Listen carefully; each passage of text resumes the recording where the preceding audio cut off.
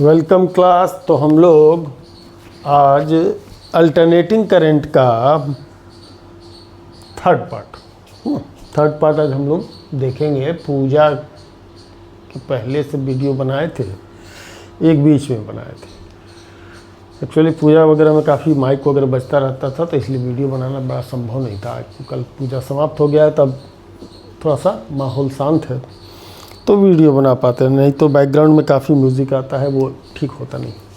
चलिए, तो series LCR circuit आज हम लोग देखें। हम लोगों ने आरएमएस वैल्यू ऑफ करंट देखा, लैगिंग करंट, लीडिंग करंट देखा कि इंडक्टर में जो होगा लैगिंग करंट होगा, कैपेसिटर में लीडिंग करंट होगा, और उसके लिए हम लोगों ने रिएक्टेंस वगैरह देखा, है ना, इंडक्टिव रिएक्टेंस, कैपेसिटेटिव रिएक्टेंस, इन सारी चीज़ों को देखा है। जो लोग अगर पहली बार वीडियो देख रहे हैं तो जाकर के पहले इसका पार्ट 1 और पार्ट 2 देख ले। और आज हम लोग देखने जा रहे हैं मिक्स्ड सर्किट में एलसीआर,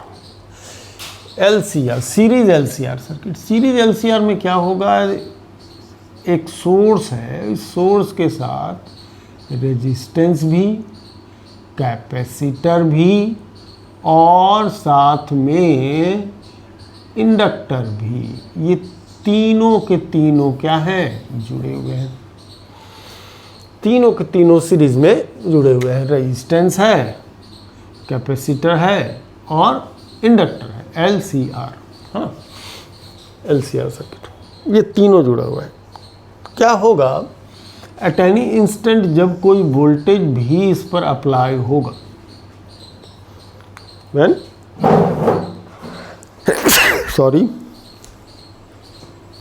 तो वोल्टेज भी अप्लाई होगा, ऐसे सिचुएशन में ये सीरीज में डिस्ट्रीब्यूट हो जाएगा VR, VC और VL।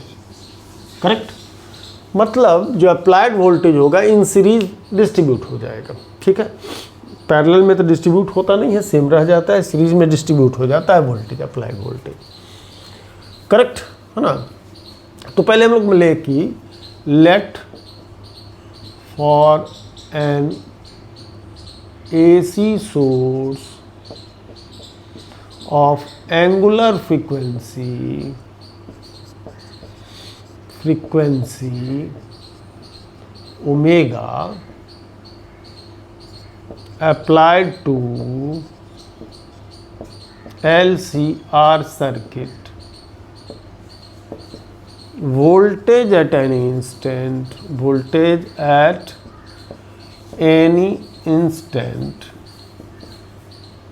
is V equal to V naught sin omega t। ये हमारा इंस्टेंटेनियस वोल्टेज है। चलिए, तो ये हमारा इंस्टेंटेनियस वोल्टेज है, तो ये डिस्ट्रीब्यूट हो जाएगा। डिस्ट्रीब्यूट किस फॉर्म में डिस्ट्रीब्यूट होगा, V will be distributed in vector form, है ना। फेजर वेक्टर होता है ना, फेजर वेक्टर हमने बताया था ना, तो ये वेक्टर फॉर्म में डिस्ट्रीब्यूट होगा। ये VR में होगा, प्लस VC में होगा, प्लस VL में होगा। ऐसा इनका डिस्ट्रीब्यूशन होगा। अब वेक्टर डिस्ट्रीब्यूशन अगर इसका हो रहा है ना, रिजोल्यूशन अगर कहें, डिस्ट्रीब्यूशन क्या कहेंगे, रिजोल्यूशन हो रहा है, तो इसके लिए इम्पॉर्टेंट ये है कि हम लोग एक फेजर डायग्राम पहले इनका बनाएं, क्योंकि बिना फेजर डायग्राम के अब हमारी कहानी एलसीआर की नहीं बनेगी।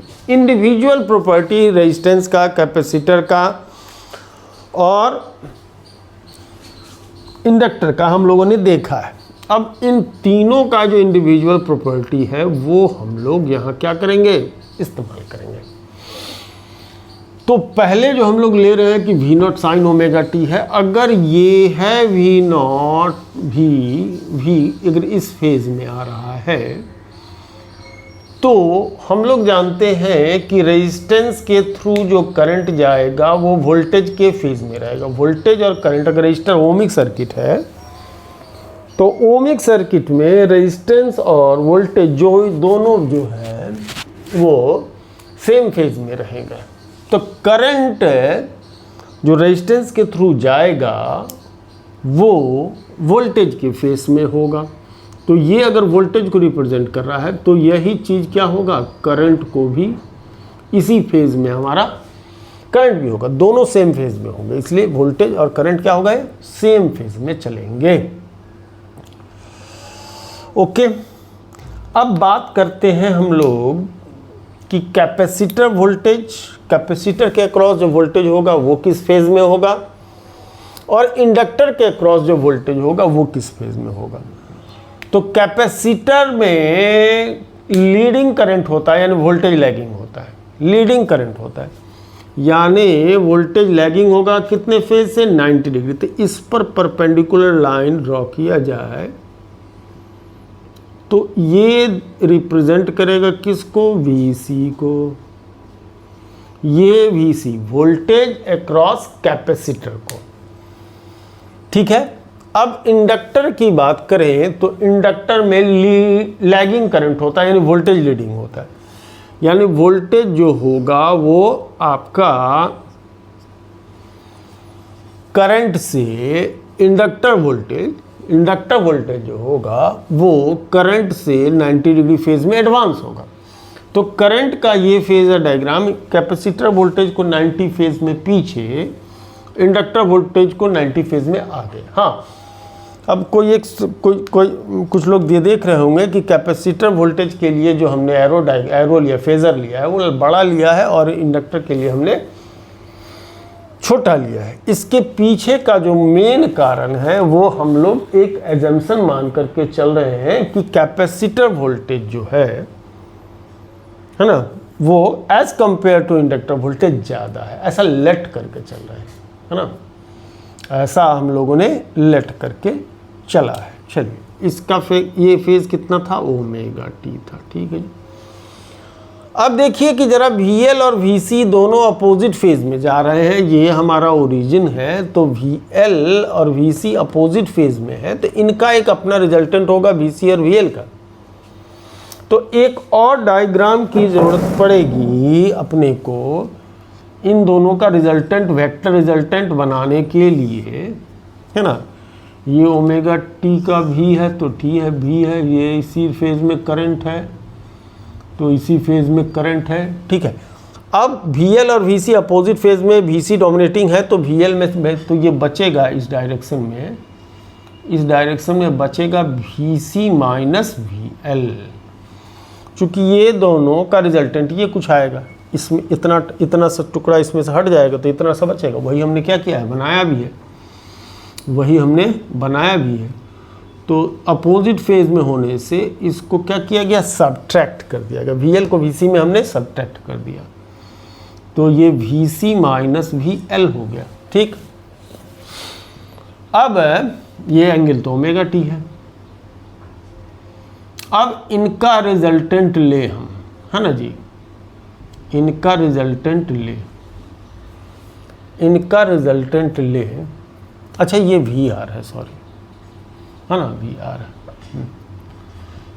ठीक है। हाँ, इनका रिजल्टेंट लेते हैं, थोड़ा सा पहले ही ले ले, तो ये हो जाएगा रिजल्टेंट, कौन सा रिजल्टेंट, ये हो जाएगा एक्चुअल में भी, ये तो पूरी एंगल कितनी है, ओमेगा टी, ये पूरा का पूरा एंगल है ओमेगा टी, और इससे करंट के कंपैरिजन में ये कितना हो गया, पीछे कितना, 5,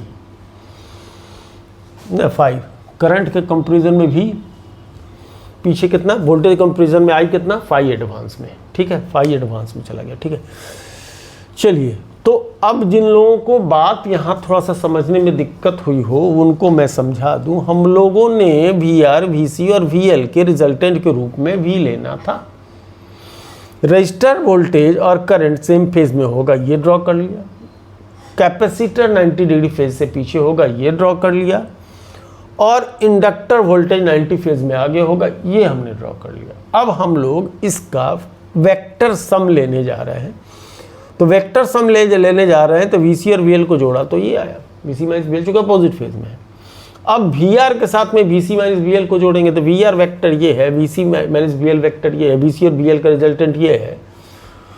तो law of parallelogram of addition of vector यहाँ पर अप्लाई हो रहा है और law of parallelogram of addition of vector यहाँ अप्लाई हो रहा है और ये हमारा रिजल्टेंट भी है।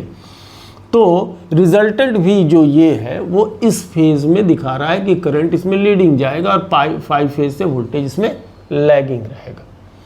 अगर कैपेसिटर डोमिनेटिंग सर्किट है तो फेजर डायग्राम अपना क्या है, कंप्लीट हो गया है। जिनको ये बात थोड़ी सी समझने में दिक्कत हुई हो वो हमसे कमेंट में पूछ सकते हैं, लेकिन पूछता कोई नहीं है, बस देख लेना है, बस देख लेना है। ठीक है जी, ओके। चलिए, तो ये हो गया हमारा वेक्टर डायग्राम। अब हम लोग मान के चलते हैं let instantaneous value of current is I.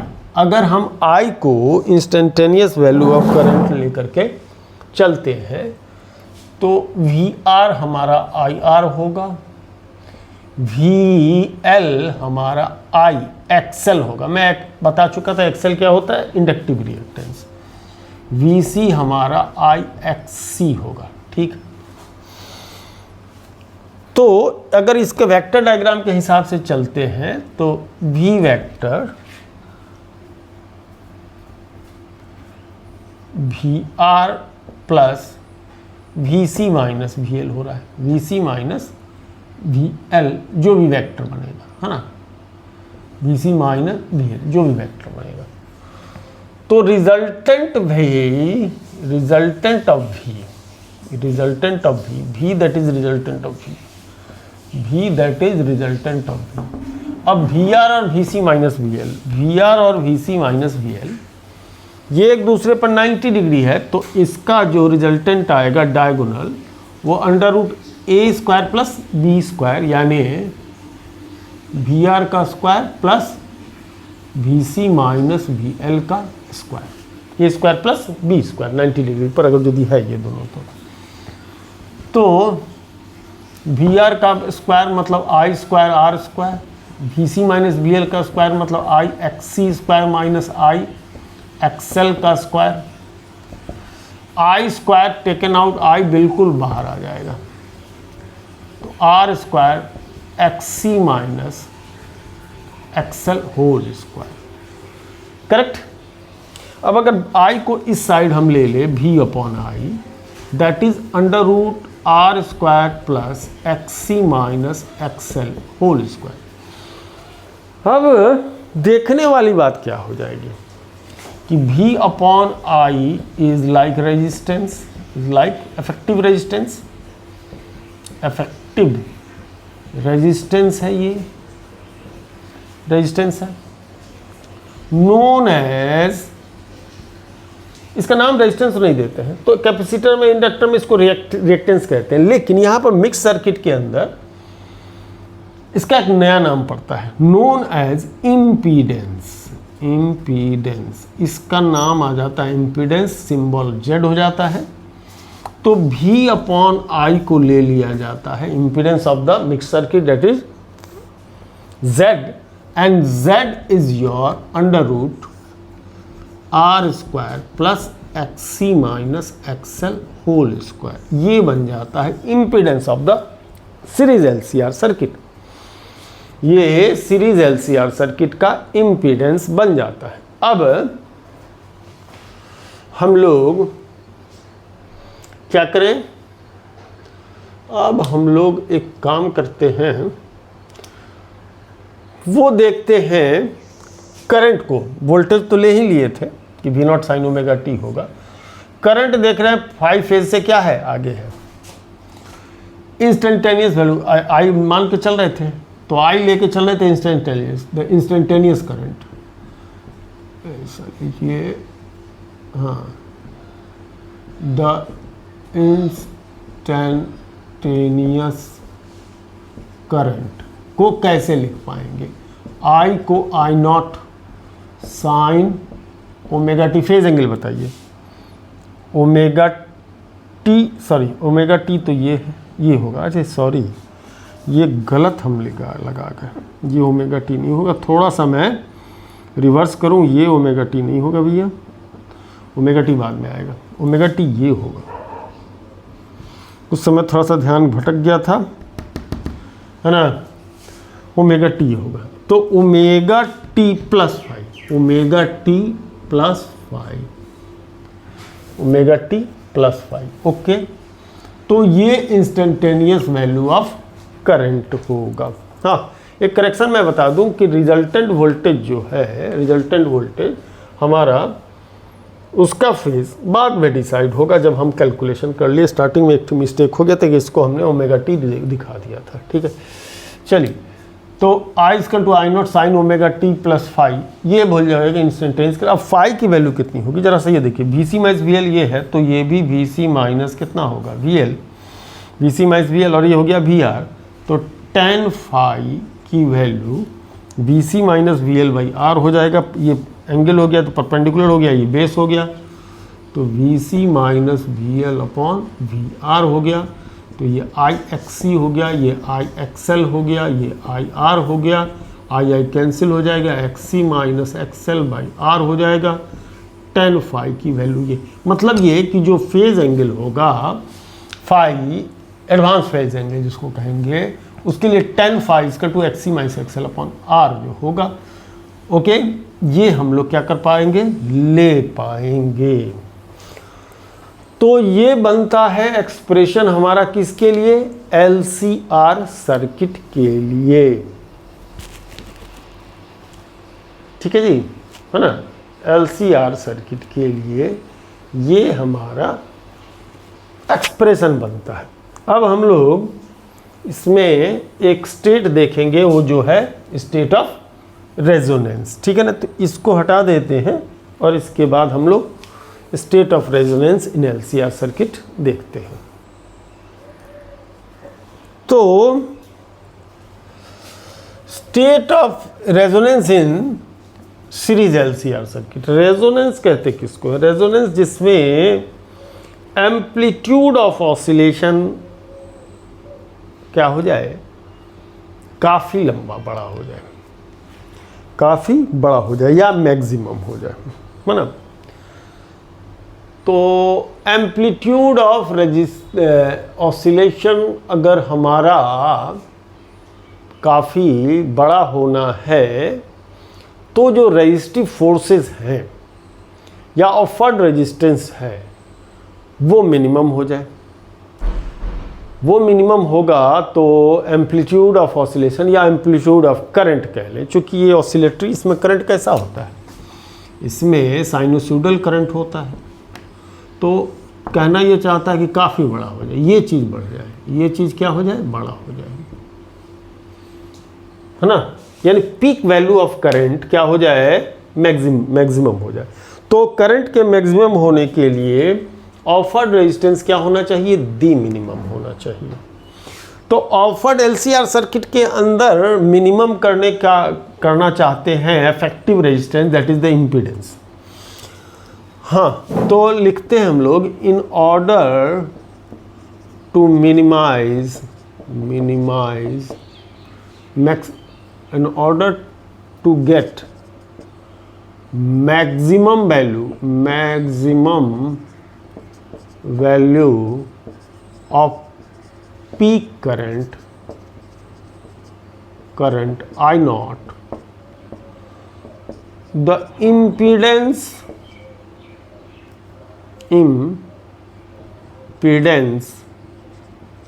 of circuit must be minimum। तो Z से इम्पीडेंस लेते हैं हम लोग, जो कि R square XC minus XL का होल स्क्वायर होना चाहिए।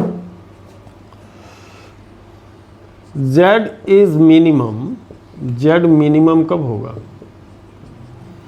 जब ये चीज जीरो हो जाए, XC माइनस XL की वैल्यू क्या हो जाए, XC minus XL becomes zero.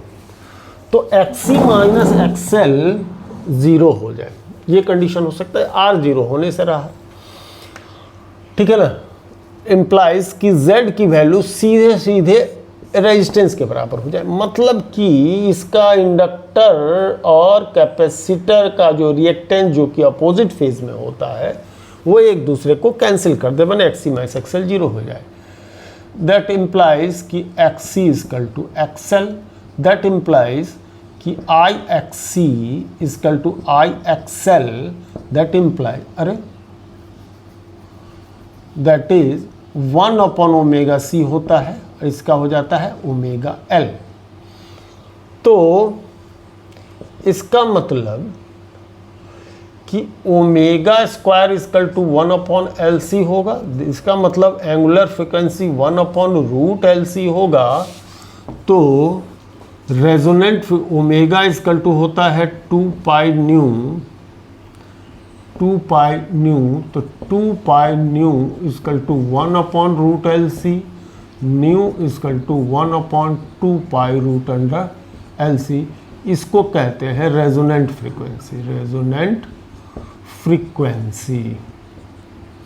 ये हमारा हो जाएगा रेजोनेंट फ्रीक्वेंसी। मतलब इस फ्रीक्वेंसी का अगर यदि कोई अल्टरनेटिंग करंट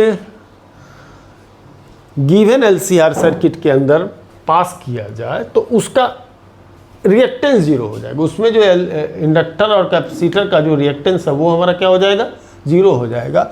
और इंडक्टर और कैपेसिटर का जो रिएक्टेंस अगर 0 हो जाएगा तो करंट की वैल्यू क्या हो जाएगी, मैक्सिमम हो जाएगी, करंट की वैल्यू मैक्सिमम हो जाएगी। मतलब जिस I0 को हम लोग V0 बाई Z कहते हैं, वही I0 V0 अपॉन Z की वैल्यू उस समय क्या हो जाएगा, R हो जाएगा। तो I0 की वैल्यू सीधे सीधे V0 बाई R होगा। R जितना छोटा होगा उसमें करंट का एम्पलीट्यूड क्या होगा, उतना ही बड़ा होगा। यही हमारा क्या है, इम्पीडेंस ऑफ द सर्किट की, रेजोनेंस ऑफ द सर्किट की क्या है, कहानी है। ठीक है।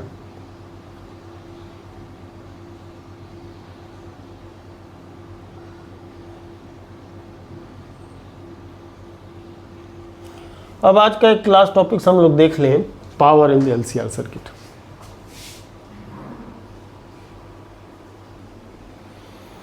चलिए, तो हम लोग देखने जा रहे हैं क्या average power in AC circuit कहिए या LCR सर्किट कहिए, काहे कि बातें दोनों मिला जुला करके एक ही हो जाता है। तो हम लोग निकालने जा रहे हैं average power in AC circuit. इसको LCR सर्किट भी लिख देंगे तो ज़्यादा दिक्कत नहीं होगा, चूँकि एक्सप्रेशन है। फॉर अगर voltage V0 sign omega t होगा तो कॉरस्पॉन्डिंग इंस्टेंटेनियस करंट की वैल्यू हम लोगों ने अभी क्या देखा, ये लेंगे किसी भी LCR सर्किट, किसी भी AC सर्किट। चूँकि AC सर्किट के अंदर मेनली तीन बात हो सकता है, इंडक्टर हो सकता है, कैपेसिटर हो सकता है और रेजिस्टेंस हो सकता है। तो इंस्टेंटेनियस पावर क्या होगा, इंस्टेंटेनियस पावर बोले भी थे कि ये पूरा मैथमेटिक्स है। P की वैल्यू VI होगी, VI का मतलब V0 I0 होगा और ये होगा साइन ओमेगा t प्लस 5 और साइन ओमेगा t, है ना। अब 2 डिवीज़न 2 मल्टीप्लिकेशन करके एक ट्रिग्नोमेट्री का फॉर्मूला बना रहे हैं, है ना, जिसमें मैं लिख भी दे रहा हूँ 2 साइन A साइन B होता है cos A minus B minus cos A plus B।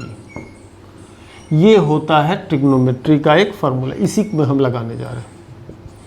तो ये V0 upon I0 by 2 cos A minus B तो आएगा cos 5 minus cos A plus B करेंगे तो कॉस 2 ओमेगा t प्लस 5 होगा। ठीक, ये इंस्टेंटेनियस वैल्यू करंट है। तो एवरेज पावर P एवरेज, इसका एवरेज लेंगे। अब मैं एक दिन समझा चुका हूँ, इसमें जो भी टाइम डिपेंडेंट फैक्टर ये है, तो सीधे सीधे टाइम डिपेंडेंट फैक्टर का एवरेज वैल्यू लेंगे। किसका, इस cos 2 omega t plus phi का, ठीक है। और इसकी value cos 2 omega t plus phi की वैल्यू 0 होती। तो ऐसे में एवरेज पावर, ये चीज़ चूँकि 0 हो जाएगा, ये ख़त्म, तो बच गया average power V naught I naught by 2 cos phi. तो इसको थोड़ा एक इस स्टाइल में लिखें, 2 को √2 इंटू √2 और कितना कॉस फाई। पी एवरेज ये क्या हो जाता है, RMS वोल्टेज, ये क्या हो जाता है RMS करंट, और cos phi. Cos pi phi को पावर फैक्टर कहते हैं। Cos phi is called power factor, है ना, पावर फैक्टर। तो ये चीज़ फाई की बात करते हैं। तो देखो रजिस्टर के अंदर रजिस्टर ओनली अगर हुआ, सिर्फ रजिस्टर हुआ, तो फाई की वैल्यू 0, सिर्फ रजिस्टर हुआ, है ना, तो फाई की वैल्यू फेज में डिफरेंस नहीं होता है करंट में इसमें। तो P average V RMS I RMS, ये सब बात याद रखेंगे। कैपेसिटर ओनली, तो फाई की वैल्यू फेज जो होता है ये लीडिंग होता है, प्लस पाई बाई 2 होगा। तो कॉस फाई की वैल्यू, फाई की वैल्यू 0, कॉस फाई की वैल्यू 1 हो जाती है। कॉस फाई की वैल्यू 0 हो जाएगी तो एवरेज पावर कैपेसिटर में 0 होगा, एवरेज पावर 0 होगा।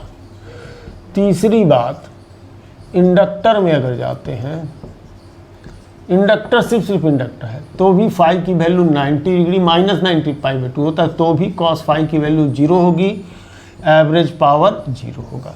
माने इंडक्टर और रजिस्टर में एवरेज पावर क्या रहता है 0, चूँकि एवरेज करंट ही 0 हो जाता है, उसमें एवरेज वर्क डन ही 0 हो जाता है।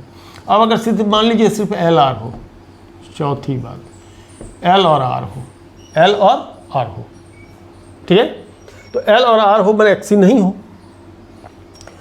XC नहीं हो, है ना, XL नहीं हो, XC नहीं हो, XC नहीं होगा, तो Z जो होगा वो R स्क्वायर प्लस XL का स्क्वायर, मतलब ओमेगा स्क्वायर L स्क्वायर होगा। तब एक चीज़ देखने को मिलेगा यहाँ फाई एंगल, ये हमारा क्या है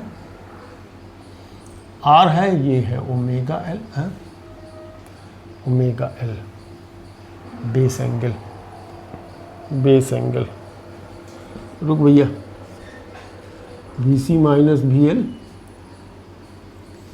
और ये VR, है ना, ये फाई, तो परपेंडिकुलर हो जाएगा। XC माइनस XL जब भी होगा ये परपेंडिकुलर, हाँ ये परपेंडिकुलर होगा, हाँ ये ओमेगा L और ये R, तो ये रूट अंडर कितना R square plus omega square L square. तो पावर फैक्टर कॉस फाई की value R upon under root R square plus omega square L square होगा। अगर CR है तो फिगर ऐसा ही आएगा, फाई R यहाँ 1/XC होगा, 1/ωc होगा, सॉरी। तो पावर फैक्टर कॉस फाई की value R upon under root R square plus XC square लिख लीजिए, इसी का स्क्वायर हो जाएगा, है ना, XC का स्क्वायर, ऐसा हमारा हो सकता है। और LCR हो जाए तो, LCR हो जाए तो कॉस फाई की वैल्यू R अपॉन Z, सीधा कॉस फाई की वैल्यू R अपॉन Z, ठीक है, R अपॉन Z, जिसको हम लोग R अपॉन Z इनफैक्ट हर इन तीनों सिचुएशन R अपॉन Z, इसमें यहाँ पर Z का मतलब है R square plus under root XC minus XL का स्क्वायर, Z का मतलब ये, ठीक है। तो इन तीनों ही सिचुएशन में R Z तो यही होगा, इसमें Z ये हो जाता है, CR में Z ये हो जाता है, यही चीज़ Z हो जाता है। तो अगर एक लाइन की बात करें सब कुछ लेकर के, तो cos phi is always r by Z. अब इन सारे सिचुएशन को रखिएगा, ऑटोमेटिकली ये अगर जो सिर्फ रजिस्टर होगा तो z बराबर r हो जाता है, r by R 1 cos phi की वैल्यू हो जाएगी। ये फार्मूला अगर याद रखते हैं पावर फैक्टर के लिए तो सारी बात क्या होगी, निकल करके चली आएगी। ठीक है, चलिए तो इस तरीके से हमारा LCR से रिलेटेड टॉपिक्स तो ख़त्म हो गया। अब मैं आज ट्रांसफार्मर बताने के मूड में नहीं हूँ, काहे कि उसका एक कॉन्सेप्ट अलग ही है और यहाँ पर प्योर मैथमेटिकल था, तो मेरा समझना ये है कि यहीं तक आज रख करके छोड़ दिया जाए ताकि बच्चे लोग सिर्फ LCR में ही दिमाग लगा सके। ठीक है जी, चलिए तो फिर कल मिलते हैं।